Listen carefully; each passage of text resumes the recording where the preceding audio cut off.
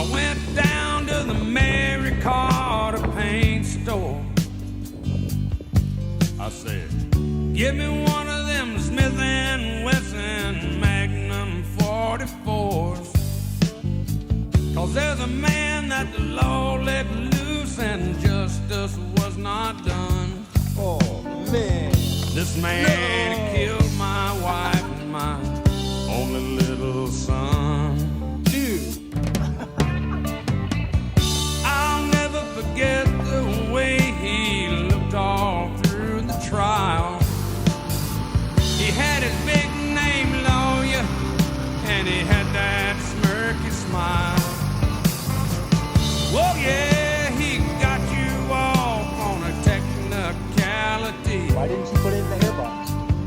But you have to grow wings and fly.